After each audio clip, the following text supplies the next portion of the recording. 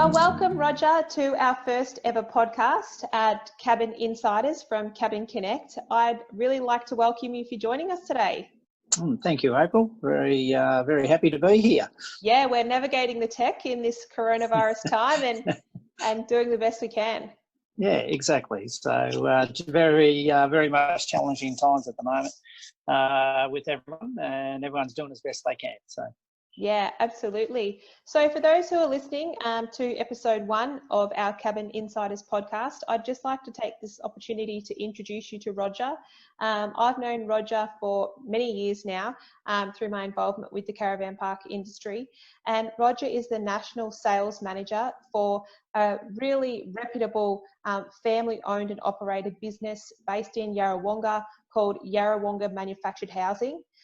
So, Rog, do you want to introduce yourself? Let us know a little bit about you, what you do, a little bit about the company.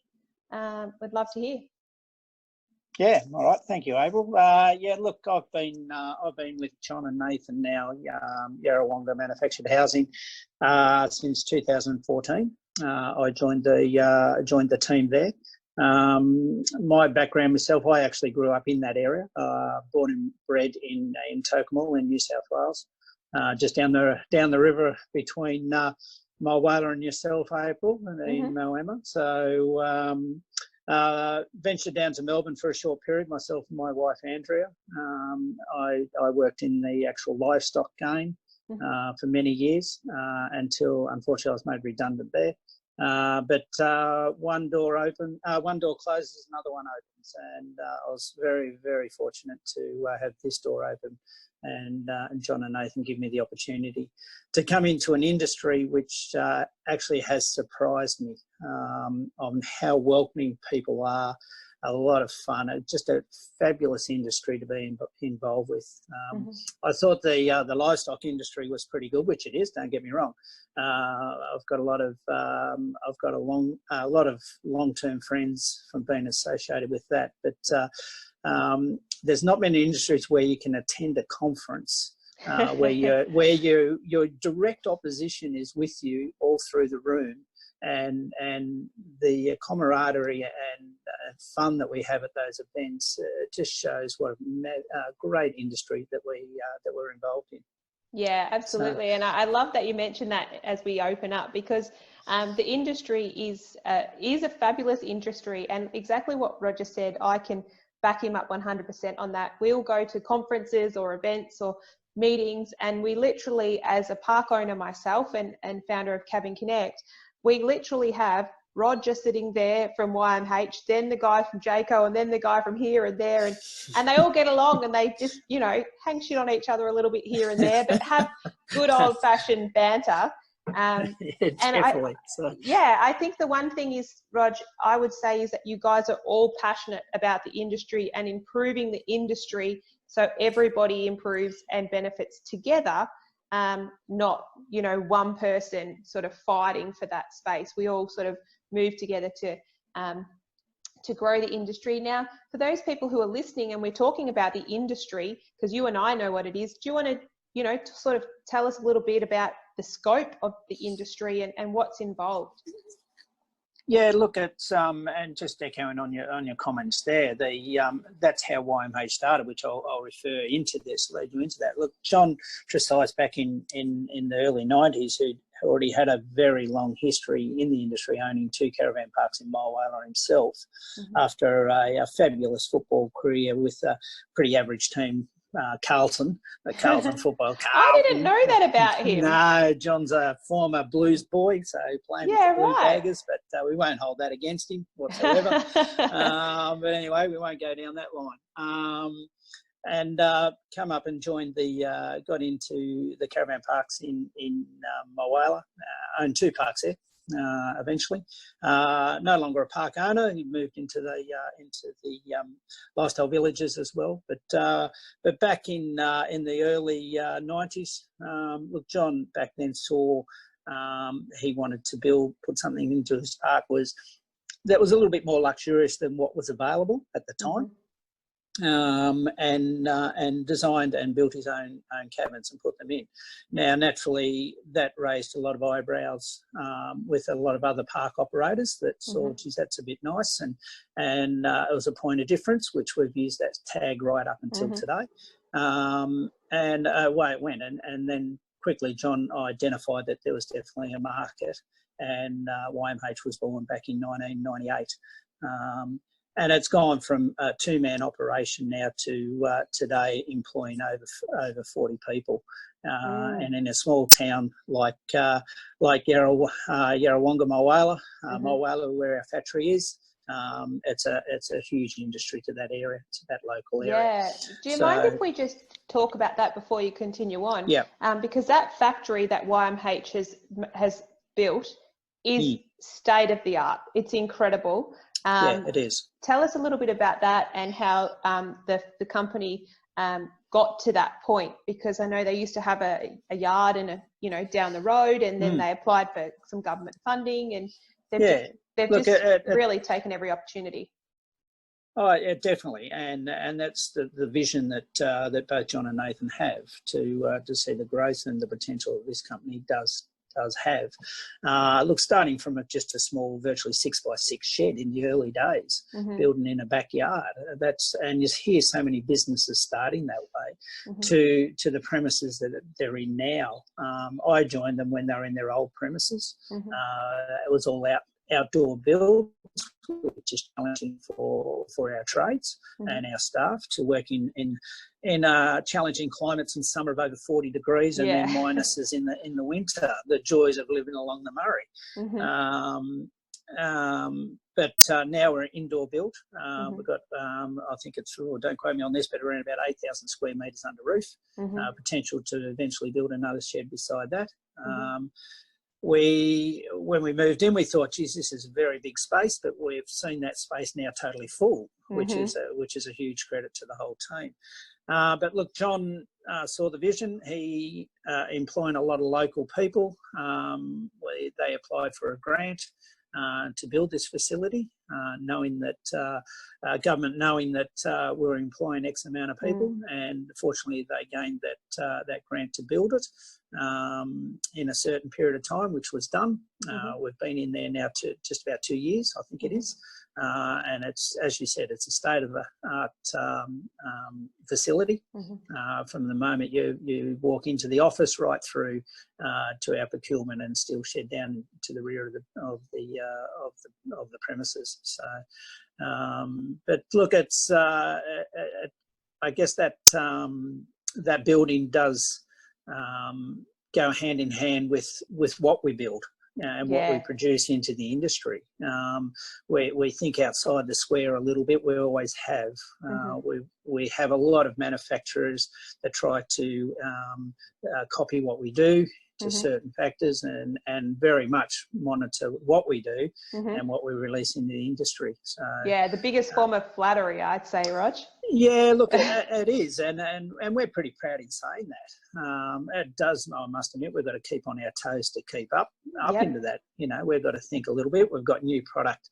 We were hoping to launch it at the conferences this year, but unfortunately that's not going to happen. Now we've got to make a decision. Do we still go ahead and get it out there now?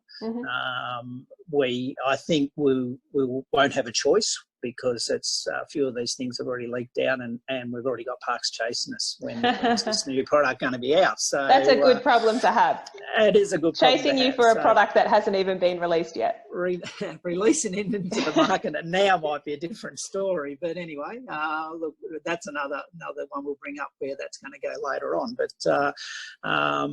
But again, as I said, John had that vision way back when he started the company, and that vision hasn't changed.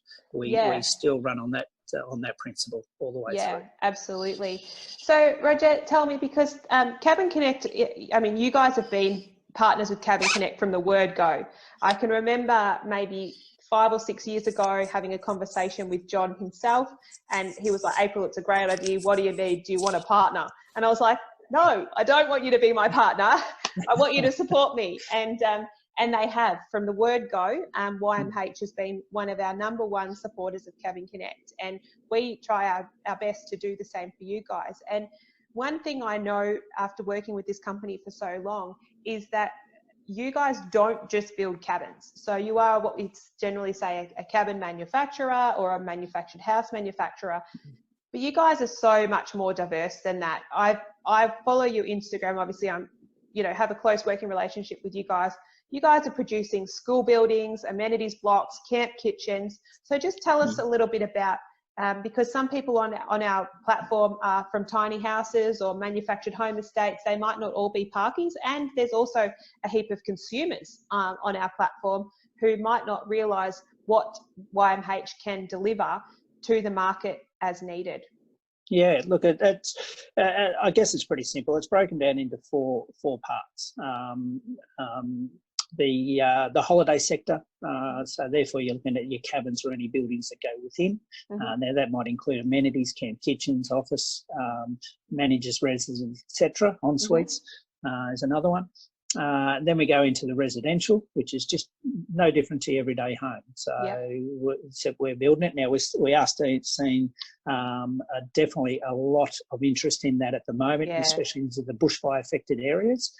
They're having a lot of trouble getting trade into those areas. They can't work on site. There could be a lot of reasons. So we're given the option where we build it at our premises, transport it to site, and they can be within 2 weeks of us being on site. Amazing. So, which is it's an alternative for them. So many people, and there's a lot of reasons behind that. They could be underinsured, or not insured at all. There could be a lot of reasons. And again, that's where we provide assistance in those areas. And then we look at our commercial side, which can be virtually anything: school buildings, office blocks.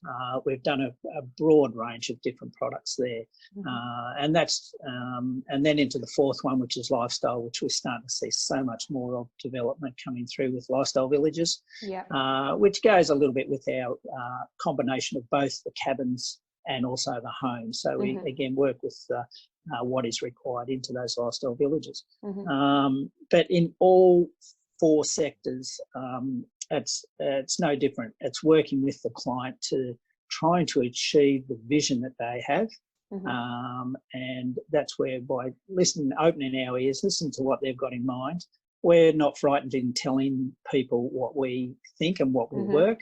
It's got to be practical, it's got to be functional at the same time, and it's got to meet the codes, which is a huge factor. Unfortunately, we do see a lot of cowboys come into the industry. They'll come in for a short period when maybe the building industry is down. Okay, let's jump into this, and they'll start building things that aren't to code. Do you mind if we chat about that? Because that's something that I'm big on. Obviously, for me, owning and operating a very large holiday park with 330 annuals, we have been caught out with that when we were audited and things weren't to code. And very quickly, I had to understand the building code, and both Nathan and John and yourself all helped me out with that. So tell me a little bit about that, because this is really important for anybody who is looking to purchase anything prefabricated or pre-manufactured, because as you said, there are a lot of cowboys out there, but there is such thing as a building code and standards to which the building should be built. So tell us a little bit about that. Look, the legislations that are in place with all states, and they do vary from state to state. Most of our work at this stage is coming out of Victoria and New South Wales, and both of them, their legislations are different. So we've got to be up to speed for starters to what's entailed in those legislations. And there's probably a book here on my desk, and it's X amount thick that you've got to know everything in it. But it's critical. Those legislations are in place for a reason. They're not there to make our life difficult. They're there for a purpose, and that purpose is mainly for safety, more so than anything. The second part is that you're getting a product. You're making a huge investment into a product, so you're investing in quality that's going to last you some time. So the last thing we want to see is someone. You've always got to look at your pricing and make sure it's within your budget, and that's where we work with our client. But there is a price point, and there's an investment. There's two different. It comes in two different scenarios. So the last thing we want to see is people put in a product that down the track the company doesn't exist, you haven't got warranty on that product, and the worst thing is if someone is hurt or injured or even more so killed, that onus can come back to the park operator and owner. If those products aren't compliant, aren't built to the standards or the legislation that it states.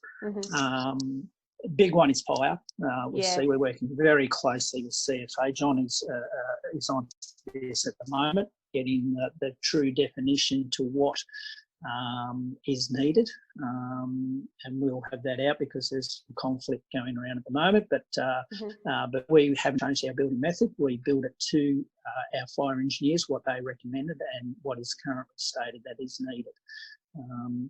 And again, we've had a number of parks, I won't name anyone by all means, that have unfortunately had fires within their parks that have referred to us. And are very grateful that they have. One only with the advice that they received from John and Nathan and myself, together with the product that we've now installed, knowing that they're peace of mind more than anything.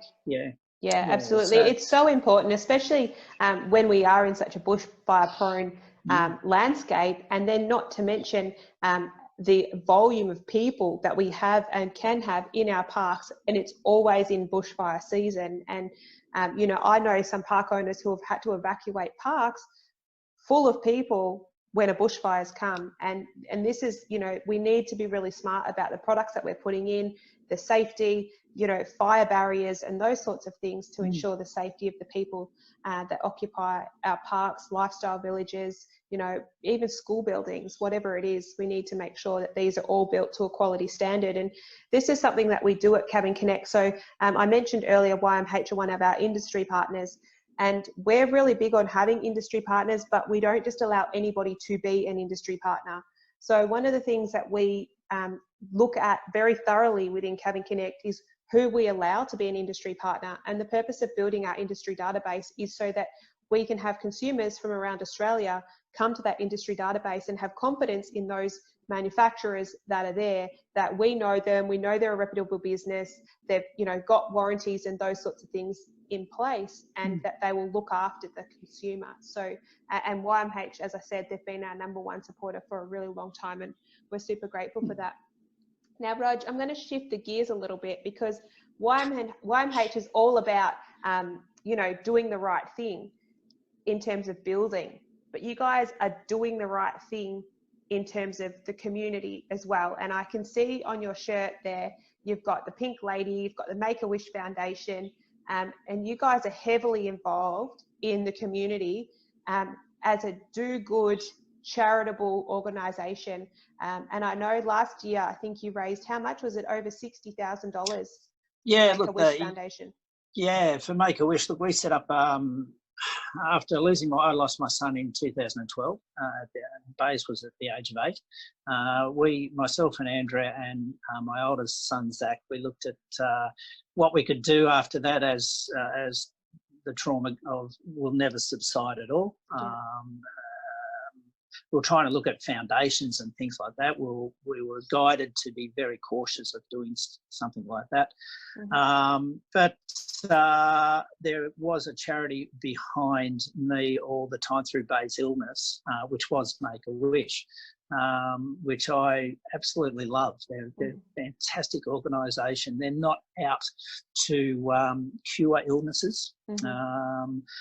All they want to do is put a smile on a kid's face that's doing it really tough. And it might be for a day, but it's going to be a memory that'll last for that child for so long. So therefore, just to go back very quickly, I won't go into the whole story, but we come across the Make-A-Wish team.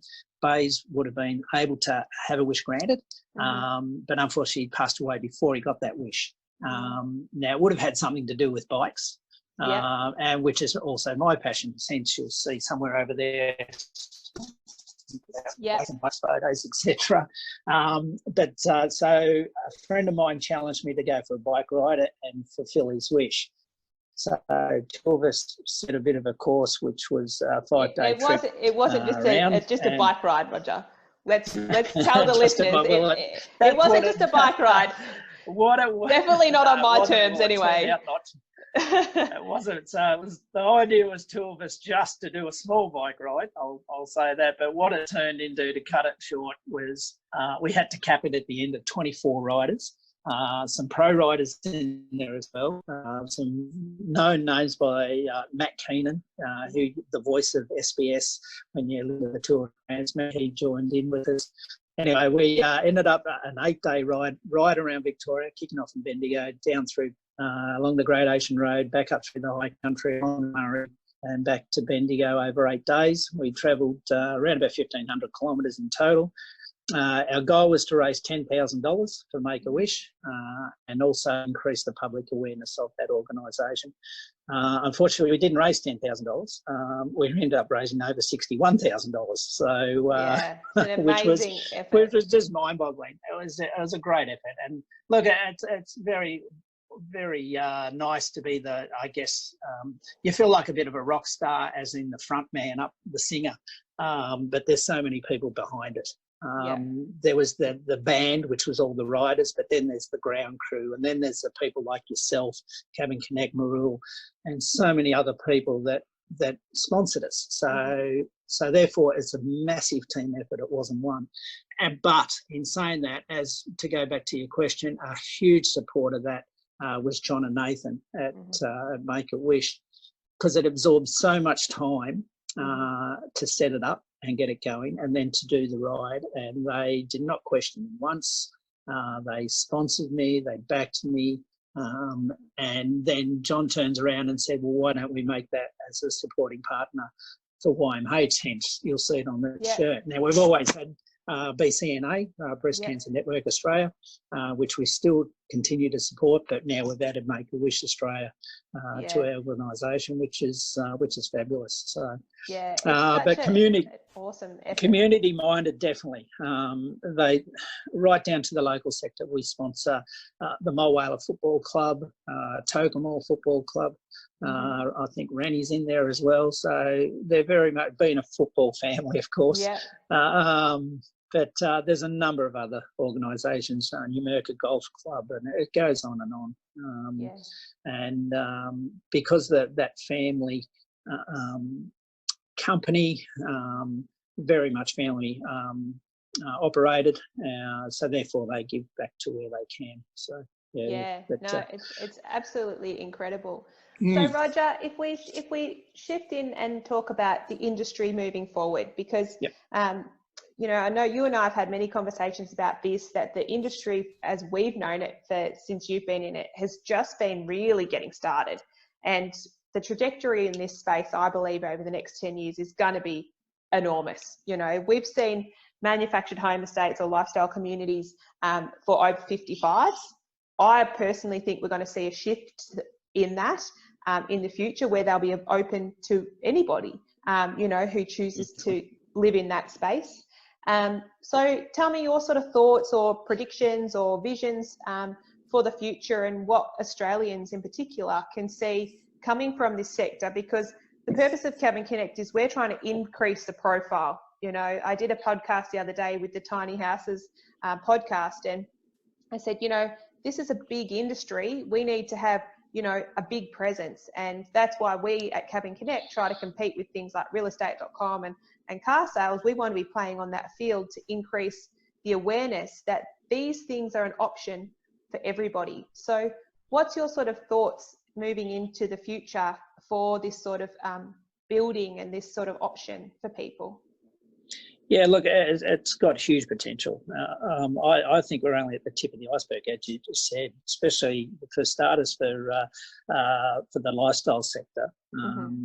Look, that's, there's a lot popping up everywhere, but as you just said, they originally started 60 or retirement age. That's now been decreased to 55 years of age. And as you said, I think we'll see that these lifestyle villages open up as an alternative or more affordable living space for anyone. And even I can actually even see family parks opening up in that way. So you can have 2 kids or whatever it may be. So I think that'll be very much watch the space. It'll be a big move for someone to do it, but I don't think that's far away at all. So, but the increase of lifestyle villages is going to be dramatic. Alternatively, I'll give you a perfect example. One of the gentlemen that did move into John's park in Albury Lifestyle Villages, which is now owned by Newtown. He was sitting on a residence in Melbourne, absolutely stone broke, living virtually week by week from his pension, and that was it, him and his wife. Had no idea of what owned his house, but had no idea of the value that he was sitting on in Mount Waverley. So, oh wow, so and on your traditional old blocks, so wow, you know, 1,000 square metre block. Yeah, and he told me he thought it was worth about $400,000. Oh. So maybe add a couple of zeros. So when he, exactly. So when he did sell, I won't go into any figures. It was naturally mind-blowing. So he wanted to move to Albury because that's where his grandkids were. So they moved up to Albury, and he looked around at homes up there, but come across the lifestyle village, and he said it was perfect. It was a secure, gated community, had everything that they needed, and they felt safe in there. And therefore, he bought in, cheaper alternative to buy in compared to a house on the street, had everything they needed, and all of a sudden the man's very wealthy. So he's just turned his life around completely, which was fantastic. So, and that's what we'll see more of. We're going to see much, much more of that as people see it. With the holiday site, the holiday parks, I think this is going to, after COVID-19, I think we're going to see an increase in the holiday sector in Australia much more quicker than what we've all planned on. And I think that's going to be instantaneous, with even starting late this year, depending on, who knows, depending on when travel restrictions are lifted and we can get back to some normality of life. But me, for example, we travel overseas probably once a year. I tend to go overseas because my phone doesn't ring overseas, and I can have a break. I've just got to learn to turn the damn thing on when I'm on holiday in Australia. But we're going to see people just going to stay within shores. Now, whether that might be whether we like it or not, international travel might be out before domestic travel is allowed. But, well, as we said, we're uncharted waters to where that will go. But even then, parks such as Marul, and what they can provide in accommodation, in luxury accommodation and fun for kids and relaxation, etc., that goes on and on and on. And that's what YMH are focusing on with the development of our products. We're seeing more couples travel. We're seeing couples travel together, which has been an increase. So therefore, we're looking at alternative accommodation for that. We're seeing a lot of people move on quickly, more so than go to one place for 2 weeks. They might now travel and stay 2 or 3 nights. So therefore, kitchen spaces, still have everything there, but you don't need as many cupboards and things like that. So there's a lot of things that we analyse all the time. We've got to be virtually 12 months in front the whole stage with what's coming through new development. We're working on stuff. As I said, we were trying to release new product this year, which we've been working on over the last 2 or 3 years, but we're now working on stuff which we plan to release next year or the year after. So that's where we've got to be. Some of it, we try to get feedback where we can. And some people will sort of go, oh, geez, that's a bit different. But that's how you got to think. So you've got to be that little part up. It's a prime example. My Whaler Ski Club put in some cabins which are now 13 years old. Now are they really? Wow! Oh my gosh, time has flown. And now they still have people that haven't been there before go in and go, oh, new cabins. Oh, these are nice new modern cabins. So therefore, that's worked. We've had a park come to us. Let's install some new cabins that are going to look, still new in well, we thought, 8 years time, but it's now coming up 13 years. Yeah. And we've still got to have some of our opposition building that as new product now. Yes. Where that was 13 years old for us. Yeah. So it sort of paints a little bit of a picture to what and how we think. So yeah, and also the design component too, because I know you do, and things that people are seeing in the likes of Metricon and Dennis Family, and how they've got all these really cool new modern things that people can build into their houses from those big builders. You guys have got the same things available. So, beautiful timber, roof lines and all, different things like ultra cool splashbacks, and all of that is available to these people that they would normally put in a house. Definitely. YMH have that, and you've also got your own interior designer on staff who helps with all of that as well. Yeah. No, Rochelle does a great job. So she helps you out with the appearance and then also with the interiors and colour selections. And I'm definitely not getting involved with that, I can tell you right now. So there is no way known. Just the tiles alone, it's wow. What do you choose? But you listen to the experts such as Rochelle and let her choose. You can narrow it down to 2 or 3 and make your selection so much easier. When you walk into a colour consultant room and go, my God, how do you do this?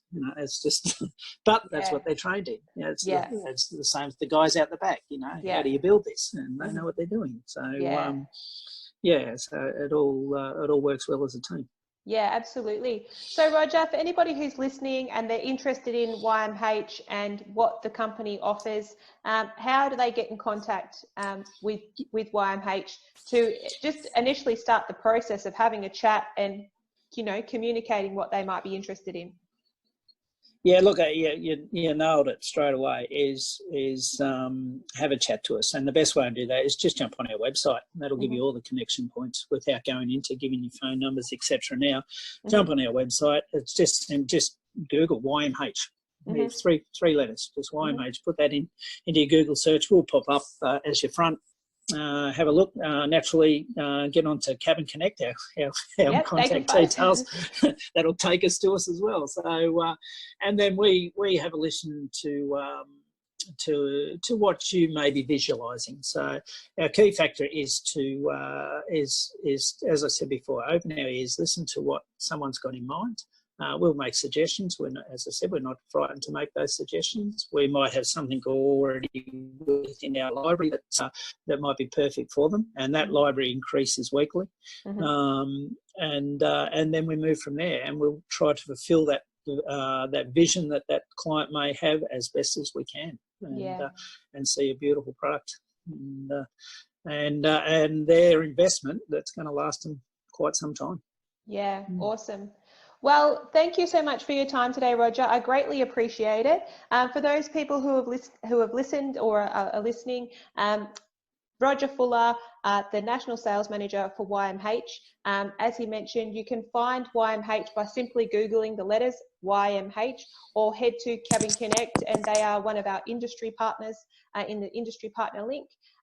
Get in contact with them. Extremely professional service, quality products, building to code, and we back them 100% from Cabin Connect. And Roger, I want to thank you for being our first guest on the Cabin Insiders podcast. The first one. I don't come first in many things, but there you go. There you go, Rod. First one across the line. Bloody hell.